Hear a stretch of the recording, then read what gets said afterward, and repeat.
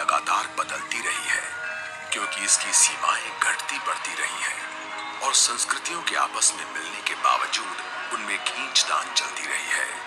छोटी छोटी रियासतों में बटे हुए लोगों के देश में तमाम मुश्किलों और फिर से उठ खड़े होने की चाहत से गुजरकर भारत ने अपना सर उठाया। अब पहली बार सामने आई पुरानी फुटेज से आप इतिहास की सबसे कमाल की कहानियों में से एक की दुर्लभ झलक देख सकते हैं। ये ब्रिटिश साम्राज्य का नगीना था जो आगे चलकर एक आजाद देश बना। पेश है भारत के बनने की कहानी, इंडिया इमर्जेस।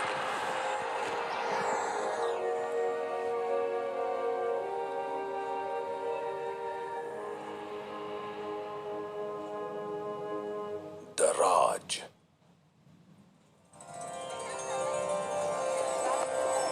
19वीं सदी का आखिरी दौर। भारतीय उपमहाद्वीप की यात्रा कर रहे लेखक मार्क ट्वेन ने इस इलाके से प्रभावित होकर लिखा, भारत में ही मानव जाति पली बढ़ी है, यही इंसानी बोली का जन्म हुआ है। इसे ऐतिहासिक गाथाओं और परंपराओं की दादी और परदादी कहा जा सकता है।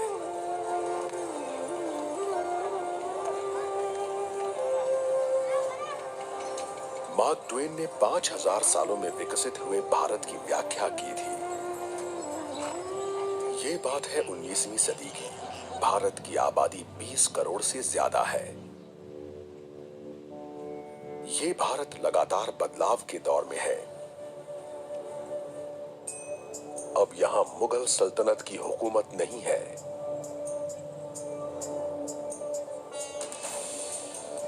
अपने सबसे अच्छे दौर में मुगल शासन उत्तर में अफगानिस्तान के पहाड़ों से लेकर भारतीय उपमहाद्वीप के सबसे दक्षिणी छोर तक फैला था। हाल ही में मिली इस रंगीन फिल्म को 1930 के दशक में फिल्माया गया था। ये 16 मिलीमीटर की कोडाक्रोम फिल्म है, जिसे पूरी तरह हाई डेफिनेशन में बदल दिया गया है।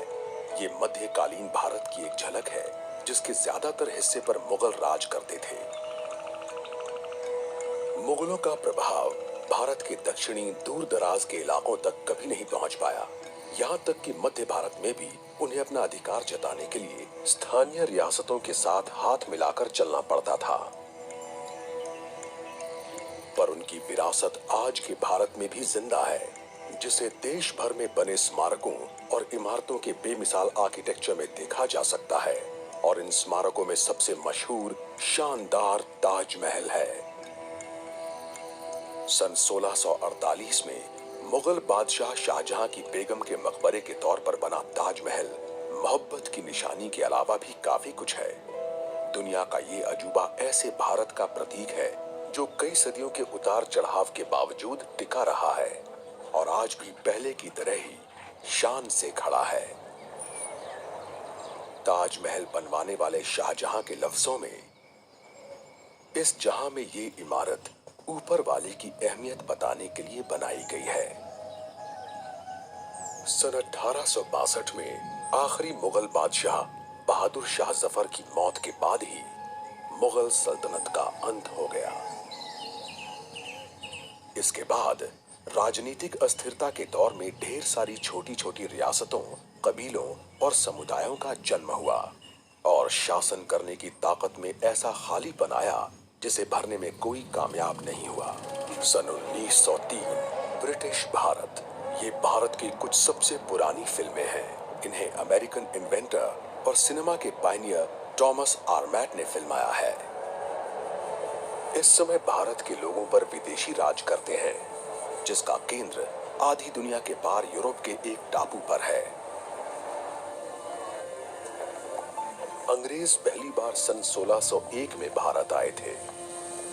वो यहाँ ब्रिटिश ईस्ट इंडिया कंपनी के तौर पर आए थे। शुरू में वो लोग यहाँ पर केवल व्यापार करने के उद्देश्य से आए थे, पर फिर समय के साथ साथ उनका उद्देश्य बदला, उनकी इच्छाएं बढ़ी और उनकी राजनैतिक आकांक्षाएं सामने आईं। सन 1903 दूसरा दिल्ली दरबार। ये ब्रिटिश लॉर्ड कर्जन की अगुवाई में हो रहे समारोह के दृश्य हैं, जो इससे पहले कभी प्रसारित नहीं हुए। ये ब्रिटिश लोगों द्वारा भारत में सैनिक शक्ति का अब तक का सबसे बड़ा प्रदर्शन है।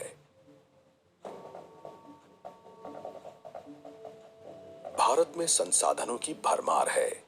ईस्ट इंडिया कंपनी ने उन संसाधनों पर पूरी तरह से अधिकार लेने के साथ साथ अपना सैनिक और प्रशासनिक प्रभाव भी बढ़ा लिया है। इसने स्थानीय लोगों के विद्रोहों को कुचल दिया है, जिनमें सन 1857 का सैनिक विद्रोह भी शामिल है। अब सत्ता ईस्ट इंडिया कंपनी से ब्रिटेन के राज घराने के हाथों में जाने वाली है। सन 1858 की अपनी घोषणा में उस वक्त की ब्रिटिश मोनार्क क्वीन विक्टोरिया ने कहा, हम भारत की स्थानीय रियासतों के राजाओं के लिए ये घोषणा करते हैं कि हम उनके साथ ईस्ट इंडिया कंपनी या उसके नाम पर किए गए सभी समझौतों या एग्रीमेंट्स को स्वीकार करेंगे और हम उन्हें पहले की ही तरह जारी रखेंगे और हम उम्मीद करते हैं कि रियासतों के राजा भी ऐसा ही करेंगे।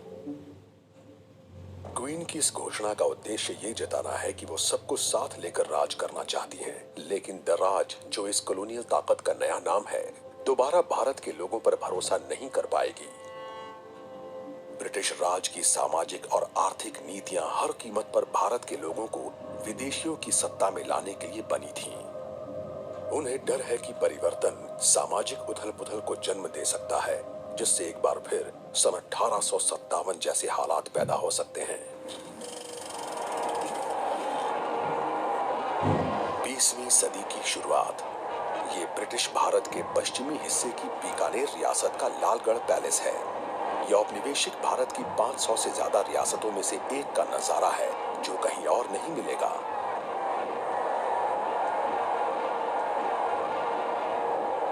ये इंपीरियल वॉर कैबिनेट में अकेले गैर ब्रिटिश प्रतिनिधि महाराजा गंगा सिंह की पोती के शाही विवाह का अवसर है। ये चमक दमक एक शानो शौकत वाली ट्रेडिशनल लाइफस्टाइल की झलक दिखलाती है, लेकिन ये सिर्फ ऊपरी दिखावा है। अब भारत पर अंग्रेजों का राज है और ये दो प्रशासनिक सिस्टम्स में बंटा हुआ है। भारत के 60% हिस्सों पर अंग्रेजों की हुकूमत चलती है। बाकी का 40% हिस्सा रजवाड़ों का है, जिन्होंने अंग्रेजों के साथ समझौते कर लिए हैं।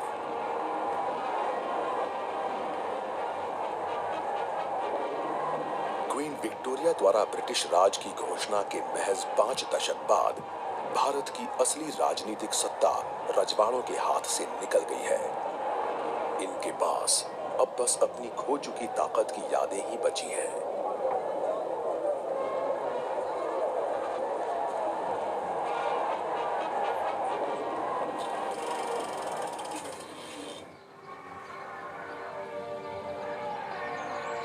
ये हैदराबाद की एक रियासत से मिले बाघ के शिकार के दृश्य हैं।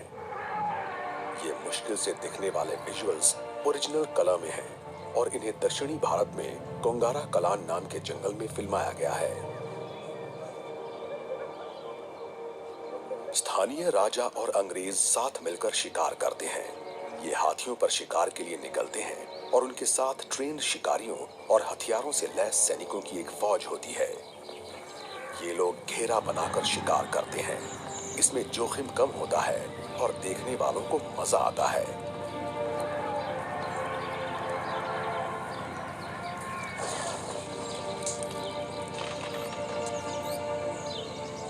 मौजूदा बिहार की एक रियासत बनेली के राजा के शब्दों में इसमें शिकार इस तरह किया जाता था। जंगलों में बाघों को लुभाने के लिए भैंस के बछड़े बांध दिए गए। बाघ के छिपे होने की जगह को घेरने के लिए लगभग 50 हाथी भेजे गए। फिर घेरा तैयार हो जाने पर 2 हाथियों को उस घेरे में जाकर बाघ को छिपने की जगह से निकालने का हुक्म दिया गया।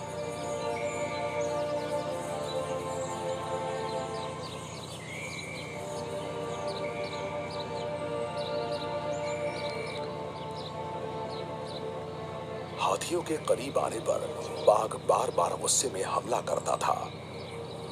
शुरू में यह बहुत रोमांचक था, लेकिन फिर बाघ थक कर लेट गया। रोज इस तरह के 2 या 3 घेरों के साथ मैंने सैकड़ों बाघों का शिकार देखा है। 20वीं सदी में बाघ का शिकार ब्रिटिश राज का प्रतीक बना रहा। ब्रिटिश राज ने महाराजाओं को ऐसे समझौते करने के लिए मजबूर कर दिया है जिससे उनके ज्यादातर अधिकार खत्म हो गए। ज्यादातर रजवाड़ों को अपने दरबार में तैनात ब्रिटिश रेजिडेंट के दखल को झेलना पड़ता है। दर्राज ने भारतीय राजाओं की राजनीतिक, आर्थिक और सैनिक ताकत खत्म कर दी और देखने में ऐसा लग सकता है कि बाघों की तरह रियासतों के राजा भी बहुत ताकतवर हैं, लेकिन 20वीं सदी की शुरुआत तक इनकी स्थिति बहुत कमजोर हो चुकी है।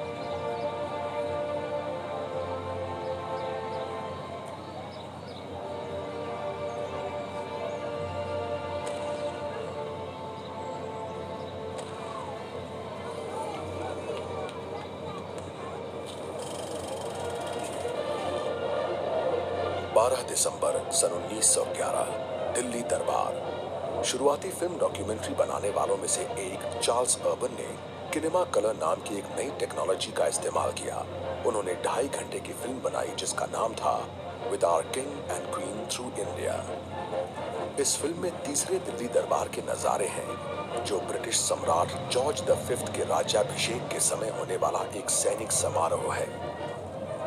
इस समारोह में सबसे अहम मौजूदगी सम्राट और उनकी पत्नी मैरी की है और इन्हें भारत का एम्परर और एम्प्रेस घोषित किया गया। लेकिन ये इस समारोह में होने वाली अकेली महत्वपूर्ण घोषणा नहीं है। ब्रिटिश भारत की राजधानी अब कलकत्ता से हटाकर दिल्ली लाई जाने वाली है।